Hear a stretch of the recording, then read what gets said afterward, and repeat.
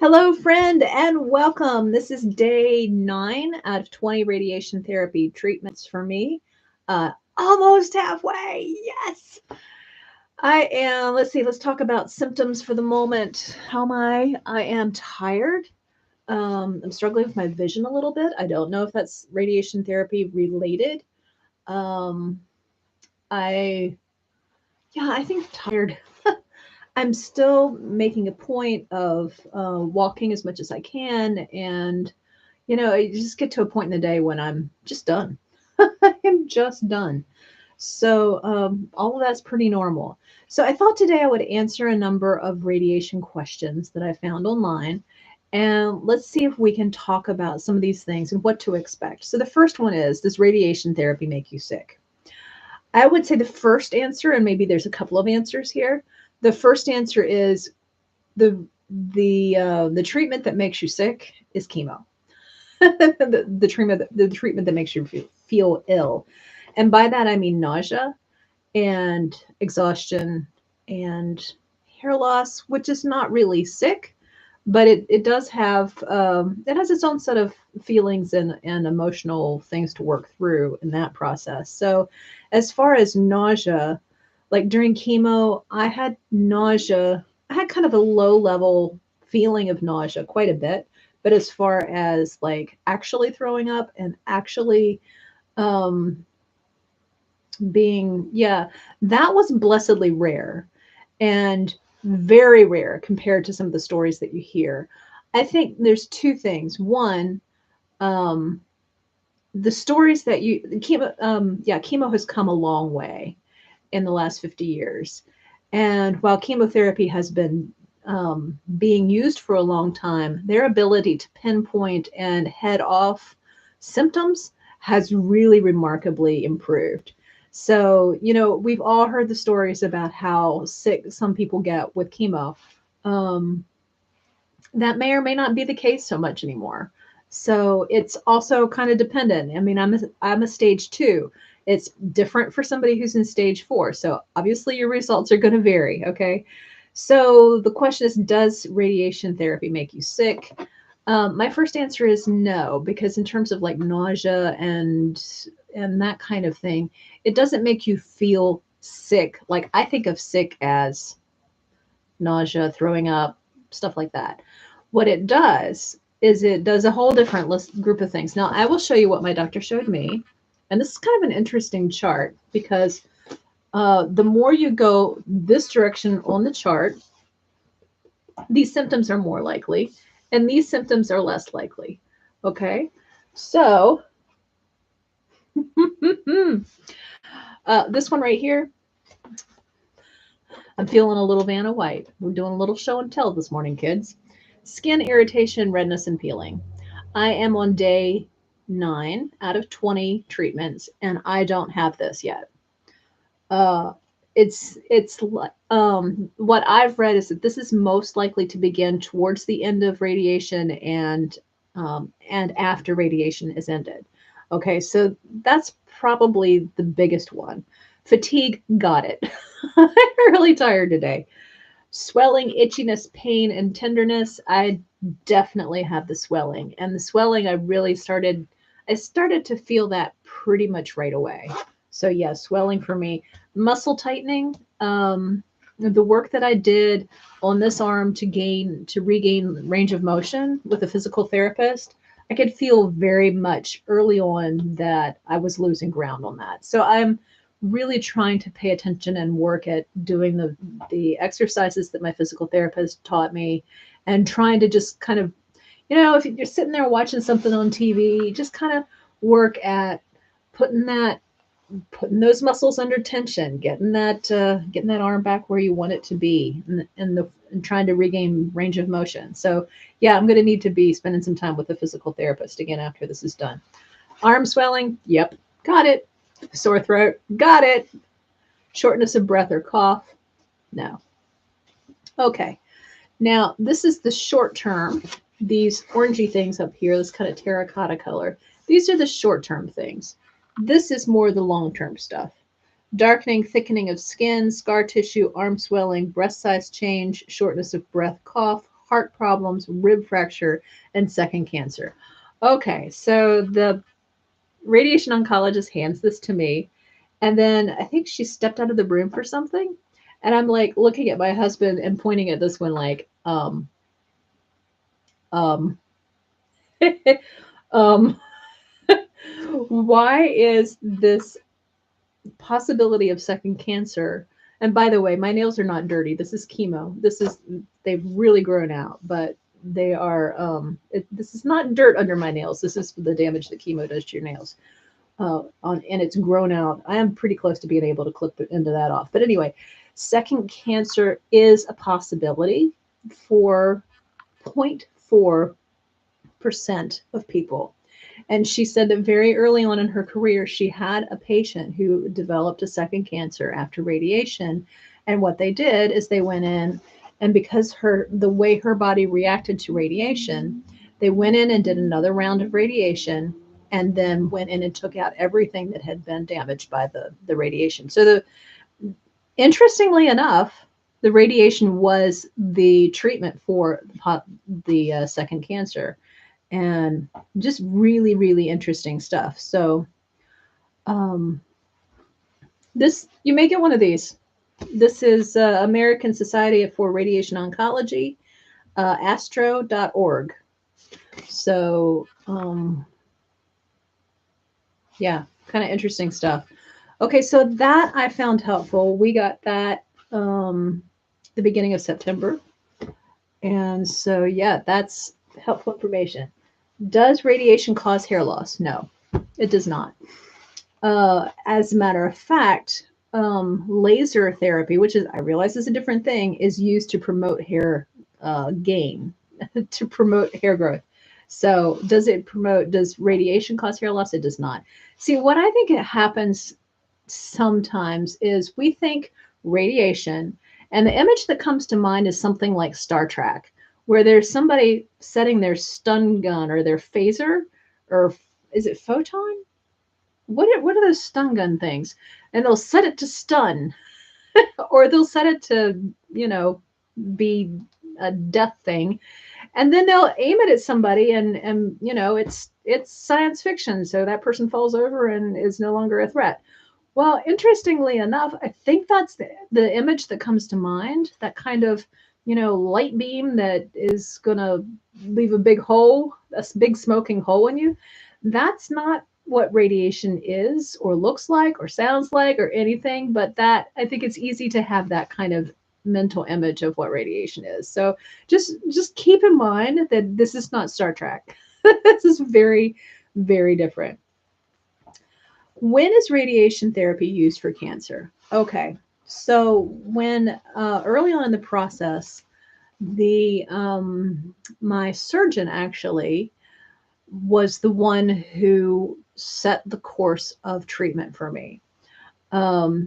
She entered the information about the particular kind of cancer that I have, or had rather, into I don't remember what, it's not Mayo Clinic, but it was something like that. It was a famous hospital, and entered it into the algorithm, and the algorithm came back with the course of treatment that was best statistically for good outcomes for me, based on the kind of cancer, if it was HER2 positive or 3 positive, I don't know. It's all of that stuff. Kind of, there's a lot of terminology, and yeah, it will make your head swim at first, but it's okay. It's all right. It's going to be okay. So in my particular case, it came back, the algorithm spit out. See, algorithms can be helpful. It spit out that I would do chemo first, and then do surgery, and then do radiation. Now, in my case, they found cancer in the lymph nodes as well. So we ended up there was first surgery to install the port, and to biopsy lymph nodes. Then there was a second surgery, which was a partial mastectomy, along with removing a seroma in my armpit that was caused by the first surgery. And then the third surgery was to remove more lymph nodes. So and then radiation, and then also a second round of chemo of a different kind. Okay, so currently I'm in chemo, not, I mean, this is not a technical term, right? I went through big chemo and now I'm on little chemo. Okay, this is just a targeted, more specific kind of chemo. And I'm doing radiation at the same time. So Monday, I will have radiation and chemo both. So yeah, not crazy about that. But really, the biggest thing there is they give me Benadryl. Benadryl puts me to sleep. And so the last time that I had that radiation, this new kind of radiation, I came home and slept for 4 hours. And then, of course, that night I couldn't sleep for 4 hours when I would usually be asleep. So that's what Benadryl does to me. So, um, yeah. So the answer to, okay, the question is, when is radiation used for cancer? I would say that it has to do with statistically what they have found, putting lots and lots of information into the computer is the best course of treatment based on the specific kind of cancer that you have. Okay. So it's different for everybody. And it's different for stage one, stage two, stage three, stage four. It's different for all of the different components that they enter in. We'll get a different result. So, like somebody recently told me she had cancer and she had a double mastectomy, and I'm not even sure if she's going to have all of the rest of the chemo and the radiation. Now, in my case, I couldn't choose a mastectomy to get out of having radiation. By the way, in some cases, you can choose a mastectomy, and if you do that, you won't have to have radiation. Now, in my case, because the cancer was in the lymph nodes, that wasn't an option for me. So, that is an option for some people. It kind of depends, how your biopsy of your lymph nodes goes, that kind of thing. So, another question, is radiation painful? It is not. You don't see it, you don't feel it, you hear a lot of noises. This is funny to me because I was just thinking, I was on the table today just thinking, because there's so many different noises, and there's um, there's a clunk, and then there's a buzz. And one of the buzzes is is a kind of a higher pitch, kind of a friendly sounding buzz. And one of them is a buzzer like on a game show, like you did something wrong. Like on, what is that one? The one where it says survey says. You remember that one? I don't remember what it's called, but there's a buzzer that says the wrong answer. Well, the buzz on this part of the treatment sounds like that. So I initially thought, oh no, I'm doing something wrong. And I'm like, no, just hold still. They're going to tell you if you're doing something wrong. And you're not doing anything wrong if you hear a buzz that sounds like a you're doing it wrong buzzer. You're not. Okay. So it's just funny. I don't know if that occurs to anybody else but me, but I was like on the table, like, does that noise mean I'm doing something wrong? Don't worry. There's all kinds of noises that the machine make, but it doesn't necessarily mean that you're doing something you shouldn't be doing. Okay? Just hold still. Just hold still. What is radiation like? Okay, so radiation for me is about 15 minutes. Some of the early appointments, 1, 2, and 3 in the routine, those took more like 45 minutes. By the time I was in the waiting room for a while, and maybe I came a little bit earlier than I needed to, or something like that, which meant I was in the waiting room longer. For me these days, I'm coming uh, pretty close to about 4 or 5 minutes ahead of my appointment time, just because it's a 40-minute drive for me and I don't want to get behind somebody slow and then suddenly be late, because that would suck. So what I do, I get in the building and I go to the bathroom, because that's a 40-minute drive for me. So my first trip is to the bathroom. And then I go and sign in. There is a barcode scanner thingy, and they have given me a card. And I hold the card under the barcode scanner. You have to hold it a little bit away from the machine so that it can see the whole thing. And then it beeps. And when it beeps, you know that it's got your information. Okay. And then in the back, they know that you're there. Before long, then one of the volunteers will come out. I think usually it's a volunteer that comes out and gets you. There have been cases when it was one of the nurses. So it kind of depends on who's on staff. There have been maybe 1 or 2 times that I've been there when there was no volunteer. And so you just, that just means that the technicians are doing more. So somebody will come get you. That's the long and short of it. They will take you to well, they'll ask, do you want a changing room? They'll take you to one of the changing rooms. You go in for breast cancer. In my particular case, everything from the waist up comes off. You get into the robe. The robe is open in the back. Then you go to the waiting room outside of the radiation department. Then the technician will come get you. Sometimes the volunteer is there chatting, and I've met a lot of really interesting people in that spot. Um, a lot of the volunteers who are there are people who've been through radiation. Like I met one lady who's been through cancer twice. She said she'd been through chemo twice, lost her hair twice, bless her heart. She looked like she was doing fantastic. She was in good health.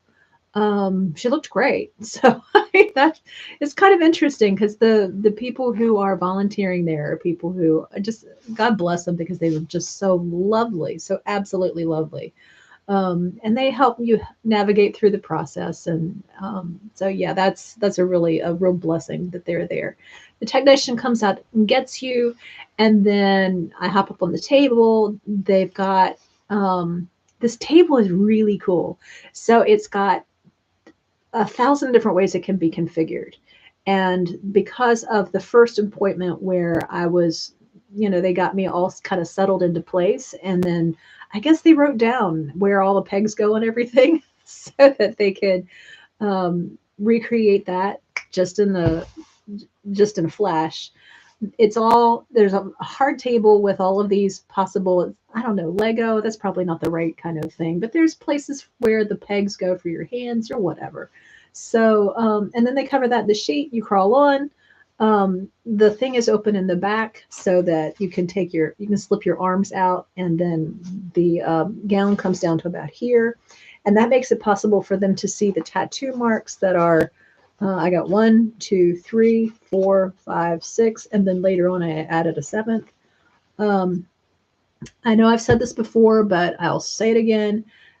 The tattooing seems like it would be painful, and they're not doing it like with a tattoo machine like a tattoo artist does. They're doing it with a needle.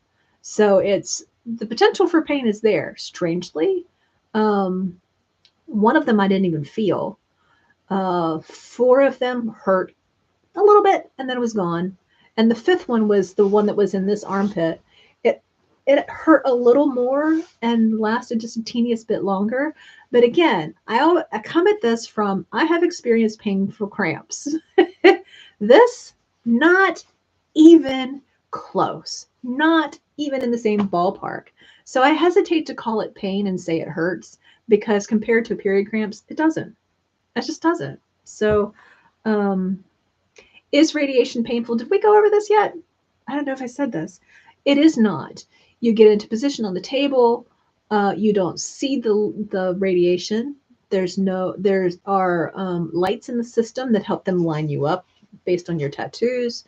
But you don't see the radiation beams. You don't feel it. There's nothing there that actually, aside from all the noise going off around you, you don't actually feel that anything's happening. The noise tells you something's happening, but that's it.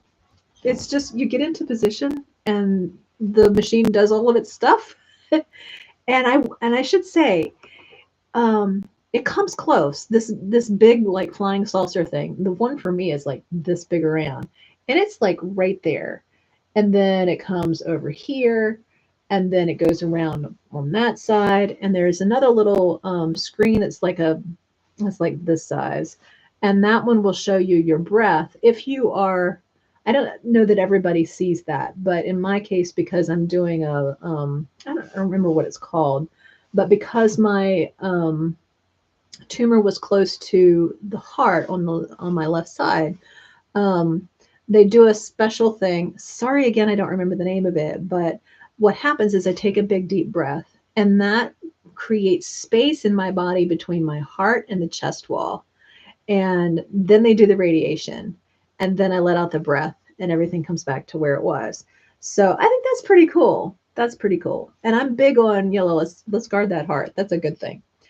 Um, so yeah, then all of the noise and all of the moving parts happen, and you hop back off the table and go back to a changing room, put your clothes back on, and then you're out of there. And it's 15 minutes for me now. It doesn't even seem like 15 minutes, to be honest with you. It seems shorter, but I don't know that there's any clock in there, and I don't pay that much attention. I mean, I could be like, did I make it? I could, but it just doesn't occur to me. So, yeah, it's pretty quick. It's over quick. For me, the 40-minute drive there is much longer than the treatment itself. One of the reasons why radiation is indicated, uh, or important, indicated is a very medical way of saying that, is that 40% of patients have cancer cells 2 centimeters beyond the primary tumor, and 11% have cancer cells 4 centimeters away from the primary tumor. Now, in my case, I had cancer cells in the lymph nodes, which is even further away. So, radiation is a way to kill cancer cells that are not a part of the tumor that can be removed by the surgeon. So it's more of a broad spectrum thing. Now, chemo is system wide, but radiation is specific, like in my case, to lymph nodes and the area around the tumor. So they are using the inputting the information of your specific case, and that tells them specifically what to radiate. So I hope some of that in my rambling is helpful, so that you know what to expect. I asked to be able to visit the room where the radiation would happen, because I'm very kinesthetic.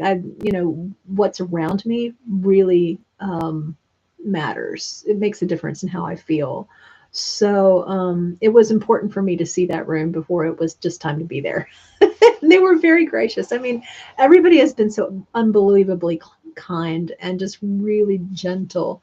So yeah, it's I had a lot of fear going in, but I don't anymore. I'm almost tomorrow will be halfway, but I am not experiencing skin irritation, redness, and peeling, which I think is the big one that most people, you see pictures of really, really unhappy looking skin.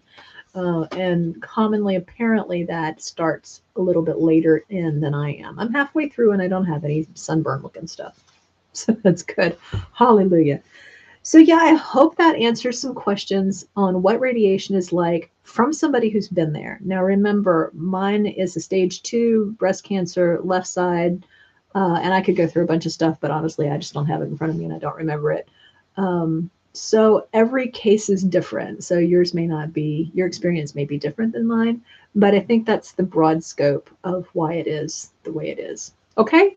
Thanks for watching. I really appreciate it. And I will be back tomorrow. It may be a little bit later, or I may not be in tomorrow because my dad will be having a procedure. And so I will be there for him. So I don't know if I'll be around tomorrow or not, but we'll see you as soon as I can. God bless you. And if I could just breathe a blessing over you of just peace. Holy Spirit, bless my friend with peace and with comfort, knowing that they are in your hands, Jesus. And I just bless you with peace. I bless you with confidence. I bless you with hope and with, hope, confidence, peace. Peace, I think, is the big one. Amen. God give you peace. Thanks for watching. I really appreciate it. Bye.